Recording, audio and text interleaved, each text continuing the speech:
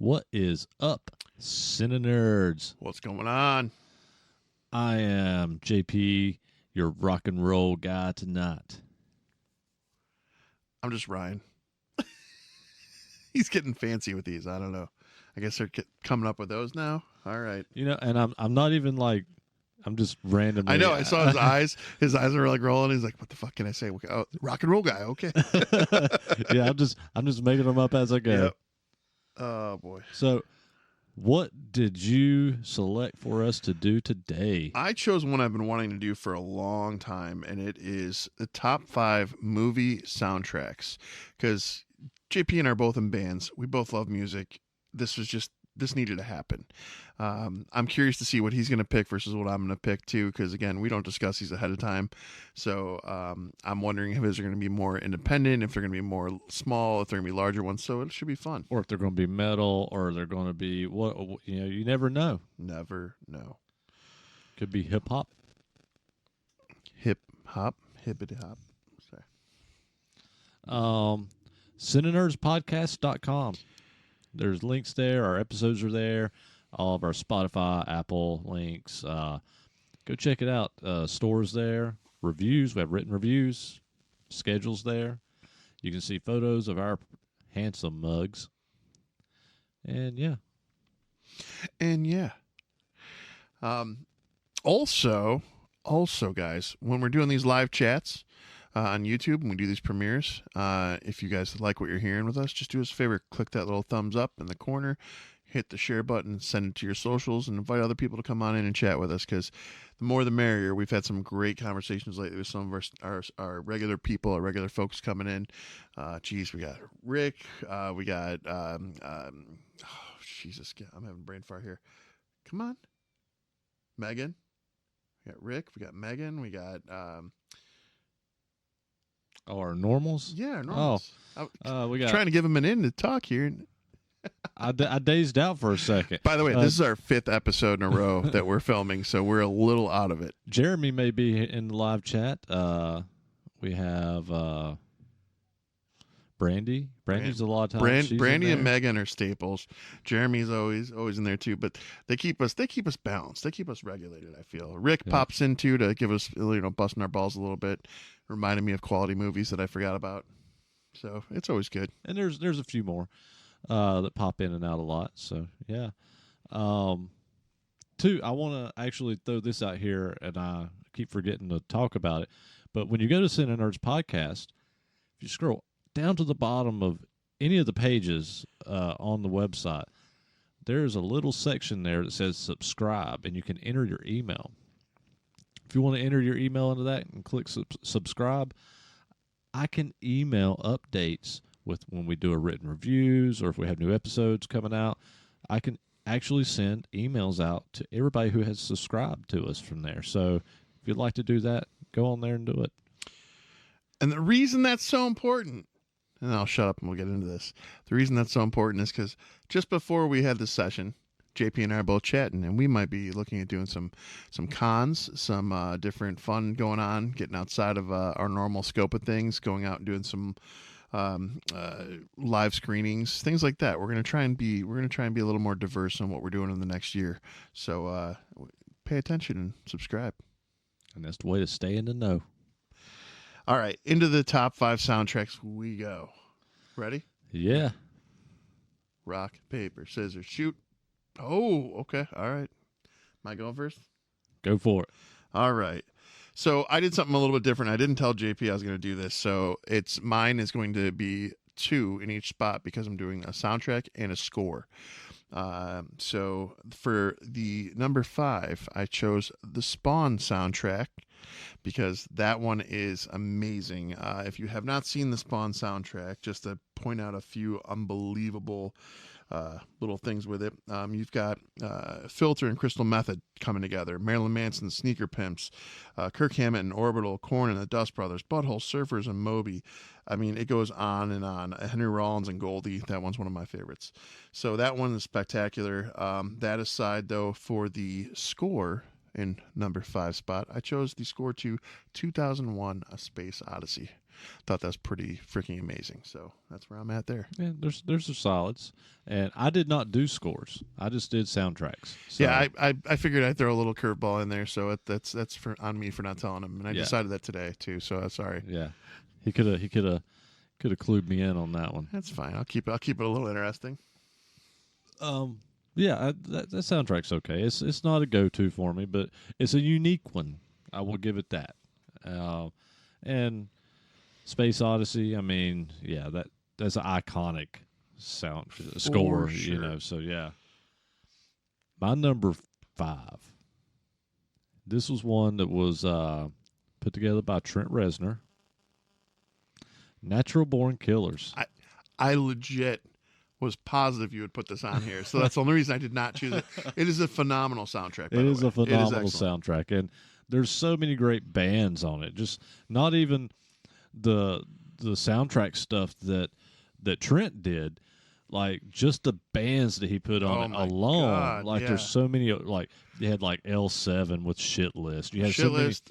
Burn by Nine Inch Nails on that is phenomenal. Burn from 9 Inch Nails. There's so many like rock and roll songs on it. Like it's just a fucking really diverse rock and industrial and grunge, and it's punk rock. It's got a touch of everything in it, and that soundtrack is just, it's one of my favorite soundtracks.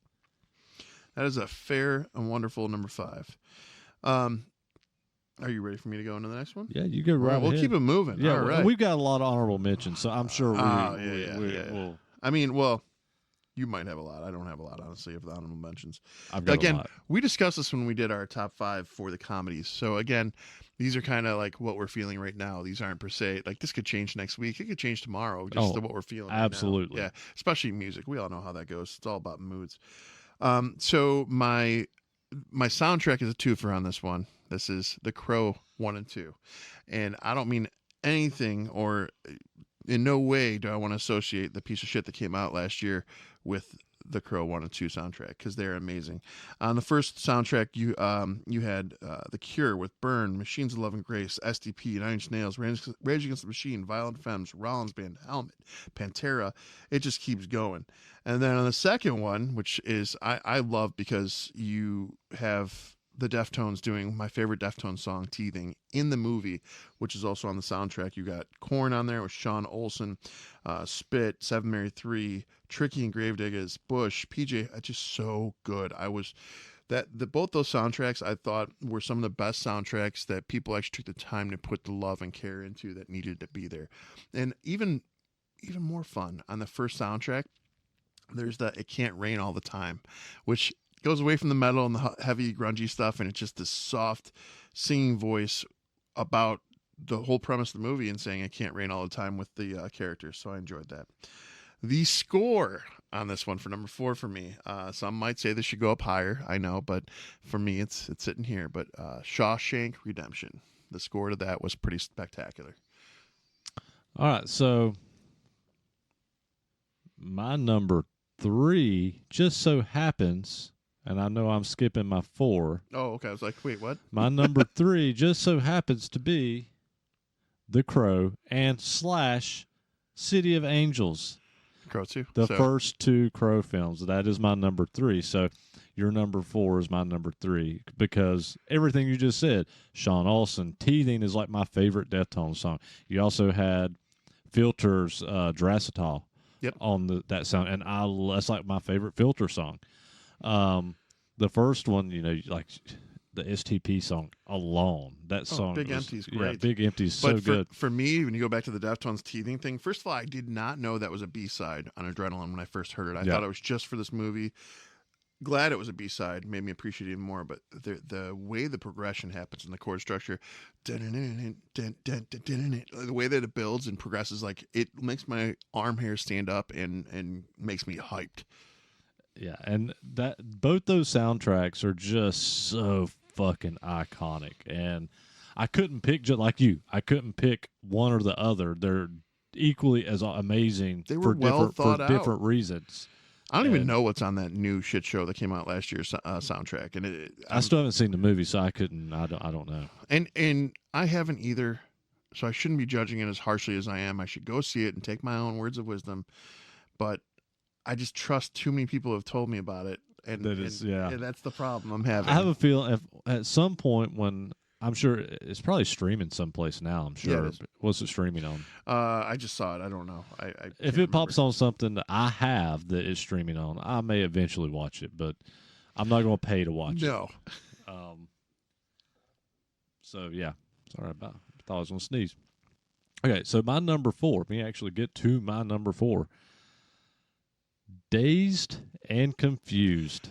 I knew he was going to do this one too. The only reason I say that is because of when we did the Half-Baked episode, we were talking about the movies and how much you love that movie. Yeah, and that soundtrack, I love old rock and roll, and that's all that soundtrack is. I mean, you've got Alice Cooper, you've got, I think, like Fog Hats on there. You got, because you got songs like Slow Rides on there. You've got School's Out's on there. It's just a freaking amazing, just old 70s rock and roll time period piece, and that whole soundtrack, I can put that soundtrack on and just drive down the road and have a good time doing it and not even skip a song. Yeah. It's just one of those soundtracks.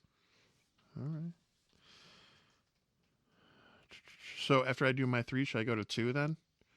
Since that was the order originally, and get us back to the order? I'll just do an honorable mention to fill that gap. Fair.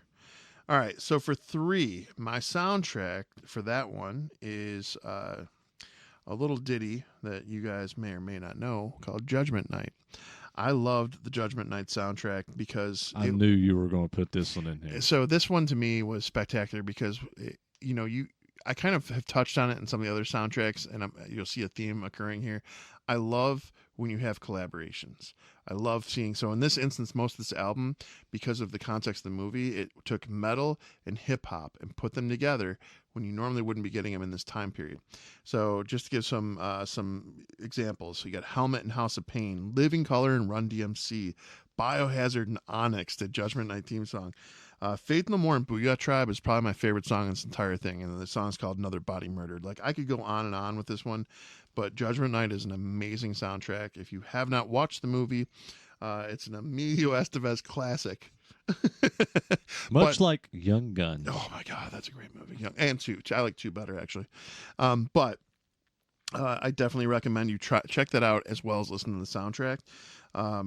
But the score for this one, for my number 3, was a little movie. Maybe you've heard of it. I don't know. Indiana Jones with Mr. Williams. So there we go. I'm sure like your top 3 scores are all going to be made by John Williams. No. Just 2 of them. I know what the number 1 is then. I don't know what you're talking about. So I'm just going to do an honorable mention since we doubled up on one that on our picks.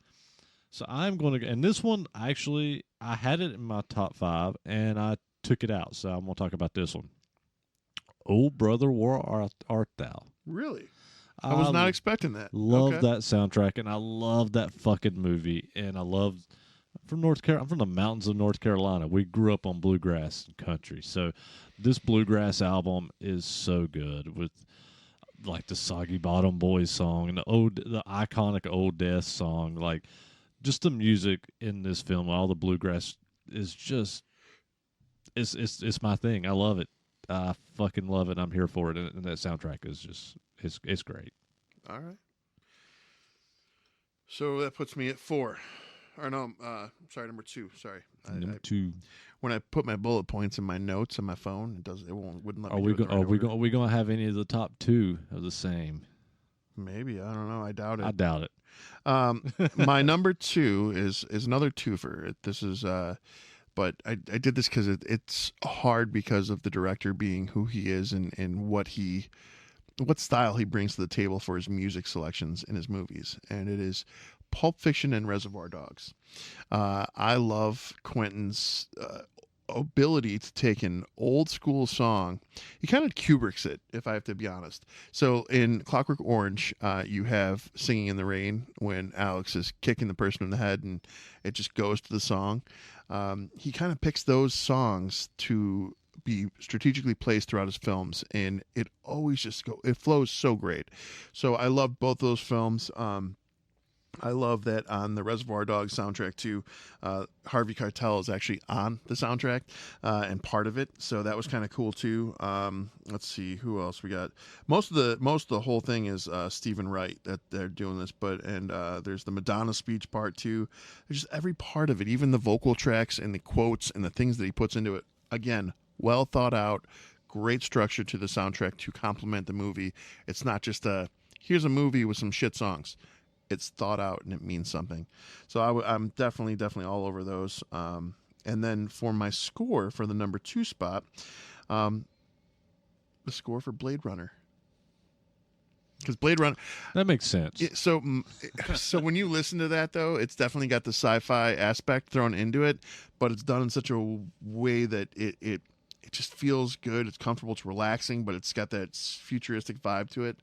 I'm a big fan of falling asleep with YouTube on, listening to frequencies and things like that, and so when I put this on for a calming effect, because I put the soundtrack on often, it helps. It's awesome. Yeah, I had that one I didn't even think about, but yeah, that makes sense. I get why you picked that one. My number 2,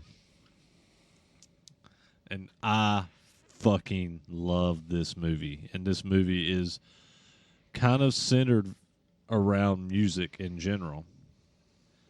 Scott Pilgrim versus the World. That's on my honorable mentions. Fuck yeah. Scott Pilgrim. Dude, it's such a good movie. It's such a good movie and such a great soundtrack with the rock and roll songs that Scott Pilgrim's playing throughout the whole film. Like, and it's like all like just original fucking songs and shitty fucking garage songs, but it works. Some of the songs from their band that are actual bands, but they're fake band in the movie, those are the ones, like, there's just something about the way that the distortion is used and the bass, the way that it rolls, it's very White Stripes and even some of it. If you took the industrial element out of it, even Ministry, even when I just did that, I thought about that. That's weird. Yeah, like that, everything, I can just put that on and just listen to it. Like, it's just, you can put the soundtrack on and just feel like you're watching the fucking movie. It's just so solid. Like, I don't even know what else to say about it. It's just, if you've never watched Scott Pilgrim versus the World, then stop what you're doing right now. Oh my God. Go watch it. It's one of those movies where you're just like, you go into it and you don't think it's gonna be as good as it is, and as it unfolds, you're like, this is a genius film. It's so good. And I don't even care for what's his name that plays Scott Pilgrim, but he's perfect in the fucking movie. We might have to review that one at some point, I think. So, oh wow, are we already here? You're already number one. Yeah. So wow. we got a lot more to talk about. Obviously, we're blowing through these, but yeah. Yeah, but there's a lot of other ones that can spin off from this. So, my favorite soundtrack of all time.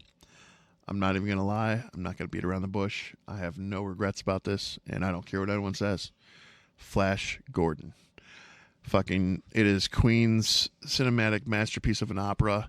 It is so fucking well done, well thought out, that just, if you can close your eyes and you hear the bum, bum, bum, bum, bum, bum, bum, bum, bum, and it turns up and you start hearing the, it's one of my alarms. It's so fucking good. I can listen to that soundtrack back to front over and over. It's amazing, front to back, whatever. There's not a whole lot like it, because that's one of those ones that it's the score, but it's the soundtrack, because there's a lot of parts without the lyrics, but the lyrics, when they're there, they matter. And if you feel it and you're like, you get that heroic vibe, because Flash Gordon's just a great film. And when Capitol Theater re-released, they did one of the midnight showings they had put Flash Gordon on the screen, because I was too young to see it at the theater. I was fucking first one in line. There wasn't that many people in the theater. It was maybe like 30 people in the theater, but I was a first motherfucker in line, because I wanted to hear that soundtrack on the speaker system and just enjoy every moment of it, and I did. So that one is solid.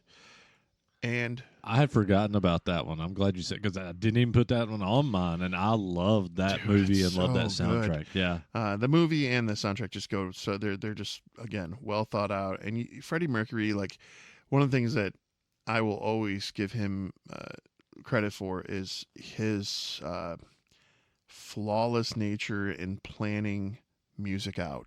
He had his mind made up, his ears were in tune, he knew what he wanted to do, had a vision, and between him and Brian May's unique sound, all the band members really, it was stunning what came out of that. And then if I have to go with my number one score, JP, you have a guess? Empire Strikes Back. No. What? So Empire is part of it, but I did Star Wars original trilogy. I did all of it because there's so many fucking. Oh, so you did the whole trilogy. I did. Okay. Well, because the score in 2 is way superior to Empire is way superior to A New Hope, and Only with Han's theme. Han's theme, I will give you that. But the rest of it is the iconic Star Wars stuff from the original. So and then when you even went into, it was so hard to decipher because you get to Return of the Jedi, and now we're in a position where I'm like, okay, these are starting to get into those like epic moments where like that music, like before they added the fucking no into Vader, which the Frankenstein no on Vader pissed me off so bad I won't even get started on it. But to me, there was a moment where I didn't need a sound or a voice on Vader. And when he's looking between Emperor Palpatine and Luke getting electrocuted by Palpatine, he's looking back and forth. And all you needed was the goggles. The goggles literally had so much fucking emotion, to me maybe only, but there was so much being said there as he was torn, going back and forth from his master to his son, and he didn't know what to do, and he did the right thing, obviously, but that emotion was caught in those goggles. But without that music, without that soundtrack, those right moments with that just harrowing strings behind it and all these wonderful sounds coming together to make it all the more beautiful and fill that emotion, until they turn it down and put no. Anyways, sorry, I'm a little bitter about that. It's the same one they used from the from Revenge of the Sith when they made Vader and he's walking off the platform. Hated that so much. When he pulls off of the table and he is saying the no thing, that pissed me off immensely. But when he starts crushing everything in the room, I was like, that's cool. All right, that's cool. And then that noise came out of him. And then they used that same audio clip in Return of the Jedi. I was like, now you're just fucking being lazy. Well, I mean, no different than using the what do you call it, scream. That we hear in all movies. Movies. Skywalker sound, yeah. I'll never be able to copy that. When you hear it, you know it, though. It's pretty much anytime somebody gets shot or falls off something and they scream, it's the same effect you hear on the stormtroopers and they die. Yeah. It has a particular name, and I can't think of what it is. It starts with a W. It's like, because it was the name of not the Indian, but the cowboy that got shot with an arrow in a Western. And was it? Yes. Yeah. I don't know the story to this. Oh, yeah. There's a whole thing that, like, I think it was the scream came from a movie before then, but then they reused it in a Western, and then that Western was one that made it popular. And so at that point... the Wilhelm scream. Wilhelm scream, yeah. And so at that point, studios just took that scream and they insert it in all kinds of random movies. And Lucas loves that scream, so he uses it constantly throughout all the Star Wars. I think he has rights to that, though, doesn't he? I think it's open to the public. Because usually whenever I hear that, it's affiliated with Skywalker sound. Yeah, but everybody, it's open. Everybody can use it. It wasn't a sound that Lucas made. It was a different studio that did it. It's just.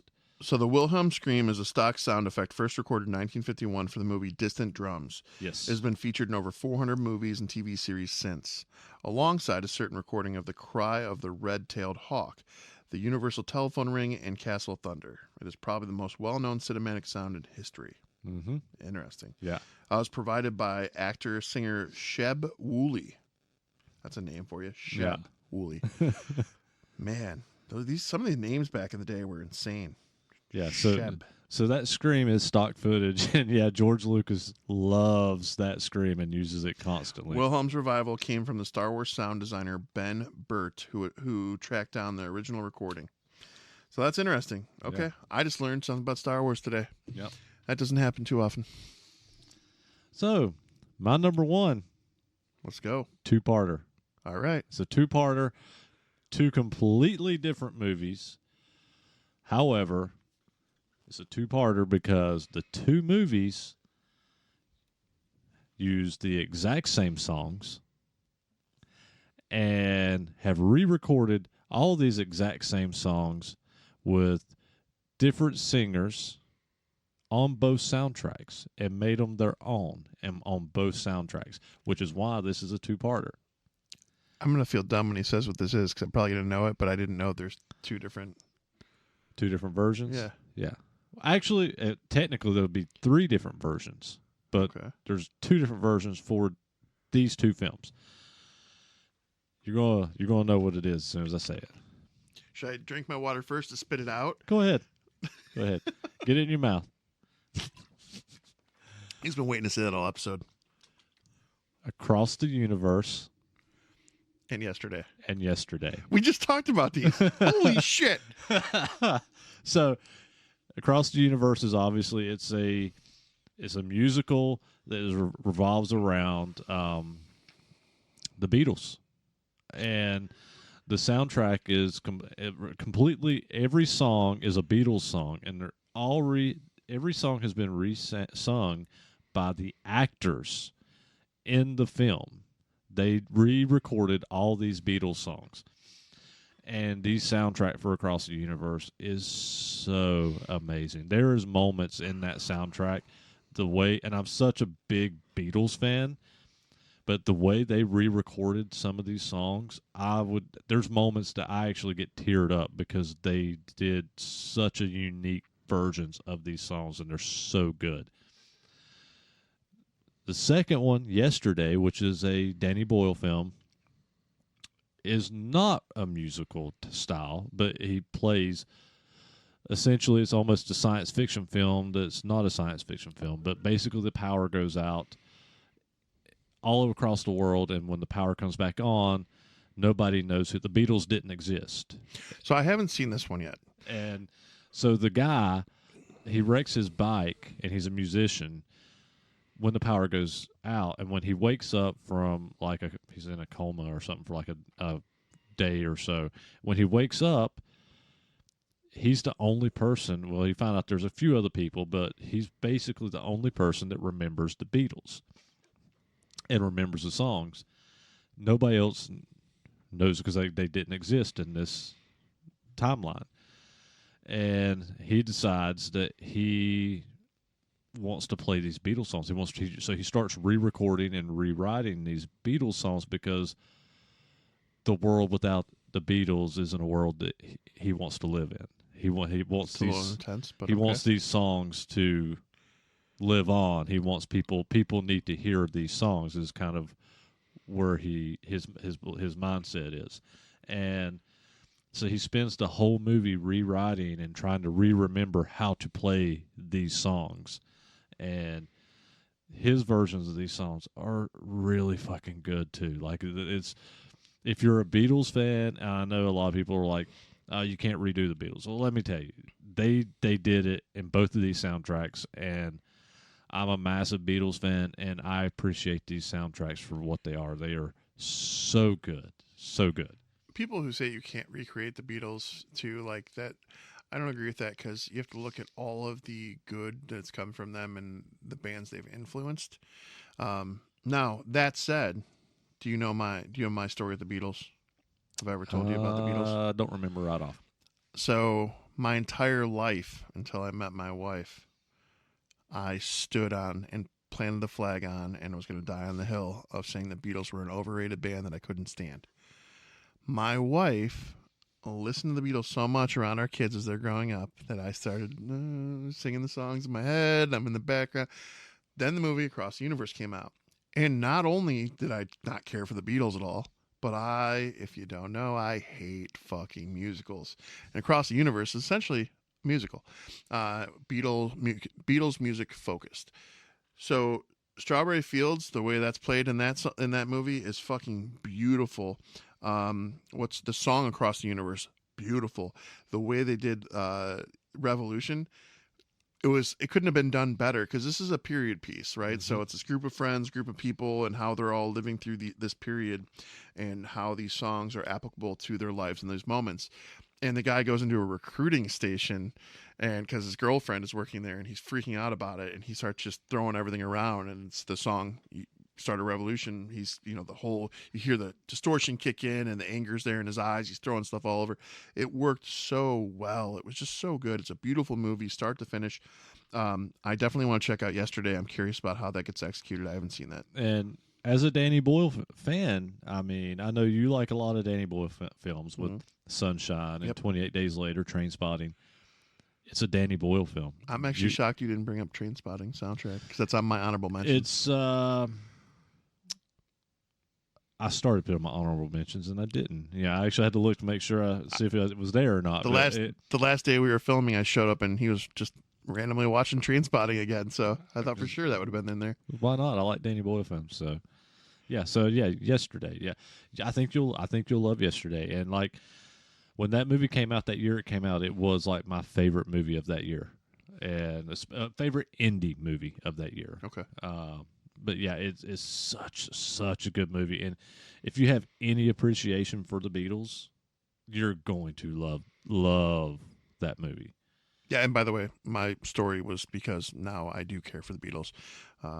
It's more so because when you see your kids singing music and it's bringing your kids together and your kids are remembering words and they care about it and something to do magical with their mom, like to me, like that was more empowering than the actual hearing of the song. Like that showed me the weight of what the Beatles can do, because the music's just, it seems like most of their music's all positive. It all has some kind of an energy about it that is appealing, that brings people together. It's solid. So honorable mentions. Yes, sir. You want me to go first? Sure. Okay. One of my favorite music-oriented films, Rock and Roll High School. Okay, that's fair. Fucking punk rock as hell. It's Ramones start to finish. Yeah. They play live in the fucking movie for like not just a minute. Like they play live in the movie for like 40 fucking minutes straight. It's the Ramones. The whole movie is the fucking Ramones. If you know me on a personal level, you know I fucking love the Ramones. I have a Joey Ramone fucking statue and toy in the next room. Like, I'm a massive Ramones fan. So, Rock and Roll High School.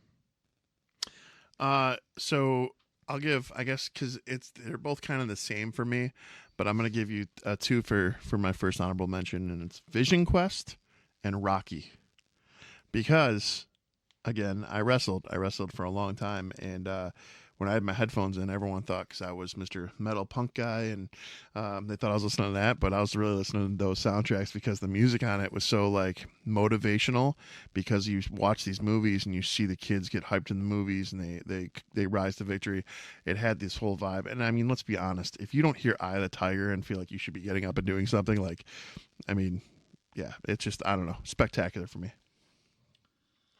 So, the one thing that I haven't put on my top 5, I did not put a metal one, really. It kind of was City of Angels, Crow City of Angels, but I really didn't go too much into it like a metal soundtrack. So, I'm gonna throw an honorable mention to a metal soundtrack, and it's probably one of my favorite metal soundtracks. Escape LA. Oh, great. Yeah. John Carpenter's Solid. Escape LA. There's so many good fucking songs on that album. I mean, there's the White Zombie song, not Rob Zombie, it was White Zombie, doing the Escape LA theme song. You had bands like Downset. There was a lot of like punk bands and new metal bands and rock bands, all of that time. Like you had early Sugar Ray when it was good Sugar Every Ray. morning. Nah, before then when Sugar Ray was still punk metal. It was such a good soundtrack. So if you never checked out the Escape LA soundtrack, that one was fantastic. My next one is what we just discussed, though, is Trainspotting. That was one of mine. So since we already kind of chatted about that, because that is amazing in itself, I'm going to go over to another one that this is a movie that we've dabbled around reviewing a few times over. We have yet to do it yet because the topics are super heavy, but SLC Punk. the soundtrack to that, I mean, you talk about punk. I mean, oh my God, is that good? So, I mean, and any soundtrack that has Fear on it alone, I'm like, okay, gold, we're good. Velvet Goldmine. I am not familiar. You never seen Velvet No. Goldmine? Velvet Goldmine. It's actually basically it's based on Ziggy Stardust. So like all the music is very Ziggy Stardust influenced. It's not like a biopic, but it's a different movie. It also stars Christian Bale. And there's a lot of recognizable people, but if you're like the early if you're a fan of like a lot of 70s music, especially like Ziggy Stardust and stuff, you're going to love the soundtrack. And if you never saw the movie, you're going to love the movie if you're into that if you were into that scene. I got two more. One of them's a twofer again, but two more. You'll know why the twofer is happening though once you hear what's going on. Batman 1989, Michael Keaton, because Prince. And to piggyback off that, Purple Rain. Prince. Yes. So that in itself, like if you can't appreciate those soundtracks, I don't know. Don't say hi to me next time we see you. No, I'm just kidding. Yeah, I've got multiple more, but I'll hit a stopping point here. I'll do two more. Quadrophenia. The Who. Oh, I'm aware of this. Okay. Yeah. I mean, a second. You just The Who. The Who. I mean, period. I'm a huge Pete Townsend fan. So like, yeah, that soundtrack was you just can't top that. I mean, Tommy. I could go with Tommy too. You know, Tommy was a great soundtrack, especially with like the Elton John stuff on the Tommy. Like I love like Pinball Wizard and shit like that. So any of the stuff that the Who did in that little time period, it was so good. I can do two more. I lied. I'll finish up with I'm gonna do a '90s one. And this one might throw you. You might not have realized I would have put this one on here because this was just a really cool '90s soundtrack. Like bands like the Violent Films and bands like that were on it. The Romeo and Juliet soundtrack. Oh yeah, that was great. That was a great just rock '90s rock soundtrack. Dude, is it? I think Sneaker Pimps on that. Sneaker Pimps are on there. Yeah. Such a good fucking. I would die. That's good shit. Yeah. It was a great soundtrack for sure. Okay, so I got two more then, and I'm going to wrap it up as well. So my first one I'm going to talk about is Tron Legacy, because it's literally Daft Punk start to finish. So it's just very fitting of the entire soundtrack that goes with the entire movie. More of a score, but it's one of those ones that, because it's techno, you feel the moments up and down. You feel the if you were put it on while you're running or something, there's those moments that get your heart rate accelerated, and there's moments that chill too. It's a very wonderful soundtrack. And the last one, this one's more aimed at my 12-year-old because I love when something's done and it appeals to, it brings a younger generation who might not otherwise go out and listen to certain bands. It brings them into the fold. And I'm going to say Guardians of the Galaxy. That's on my honorable mentions. I was just going to bypass because I put so many rock and roll soundtracks anyway. I was just like, But it's a great soundtrack. But all of them. He would probably never, like, I always encourage him to listen to new things, and he's got excellent taste in music. I mean, he listens to my band all the time, so it just gives you. No, I'm just kidding. But seriously, he probably, like, he requests to hear that all the time. Wants to know about the bands. He talks to my wife and I about the bands. That might not have happened with a 10 to 12-year-old kid otherwise, but soundtracks like that help with the youth because he's watching the movie for the movie and he doesn't realize it. And you see Peter Quill doing all these great moves and dancing to these things and listening to the soundtrack, and there's that correlation between his mom and him, and he's got that relationship with his mom. It's great. I thought that was amazing. Yeah. No, that's a good one. And I actually have that one on here, and really all three of the Guardians. Yeah. All the soundtracks, volumes, all the volumes are fucking good, you know. And James Gunn, he's usually pretty good. He's a big music guy, so he likes those rock and roll. I was going to tell you the last episode we did because I started bringing up my concerns about Superman, and Here we go again. He was very put off by this. So I'm just going to say this. If anyone can bring multiple characters into one movie, I will give James Gunn that credit. He did do that successfully with Guardians 1, 2, and 3. He is spectacular, and I give him credit there. So I am hopeful of what we will get out of Superman. It'll definitely be better than my made-for-TV Justice League of America. Oh boy, here we go. Film I just picked up. So that never was made for TV, or never made it to TV. It was aired overseas someplace on TV, but was never aired in America. Even though it's the Justice League of America. Yikes. All right. That is our movie soundtracks. So do us a favor in the comments. Throw us your, if you haven't already, for those of you who are listening in the live chat, throw us your favorite soundtracks, your what movies meant something to you with the soundtrack and why, and we'd love to hear about it. And yeah, we'll be in the chat. So yeah. All right, good shit. You got any recommendations before we close it up? Do you have one? I do. Go ahead. All right. So recently I had the pleasure, and I say this because of what I'm about to say, I had the pleasure of watching The Wild Robot. And I got to say, this was spectacularly done. Was not expecting it.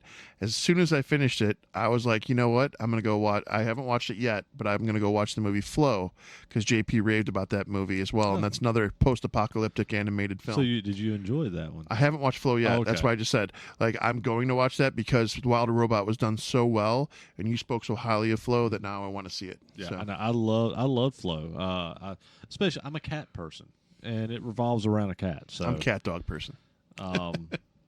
So yeah, like I had a blast with that one. So, I wanted to, I rebought this a month or two ago on digital, and it's one I haven't watched in a minute, but I always enjoyed it.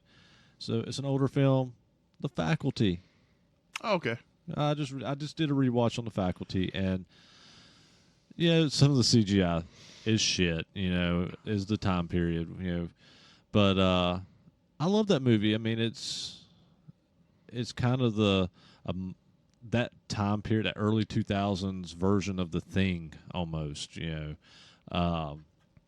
yeah, it's a fun film, and I've been spending a lot of time this past week rewatching Home Improvement, the Tim Allen sitcom that came out in the 90s. I fucking love that show, by the way. I've loved every minute of it. It's been fun as hell. What was the one he did another sitcom though? Last Man Standing. That was great too. I love Last Man Standing. Like, even when they recasted people, I still enjoyed it. Like I liked Last Man Standing, and I've rewatched it a couple times too. Yeah, definitely a solid show. Anything Tim Allen really does. I saw him at a hockey game yesterday, and there's a divider between him and these little kids. And the kids, I think one of the kids wrote down something that he said in a show, and he put it against the glass. And he looked at him like, because it was kind of like a threatening remark. And Tim Allen goes like this, like, I'm gonna whop you, like that. He put his fist up, shook it at him. Well, Tim Allen took it upon himself to come around and meet these kids and sit with them for a minute. And I just think that's cool. I think that's so stand up sometimes. Yeah, I like Tim Allen. A lot of people hate on him, but I enjoy Tim Allen. So. All righty.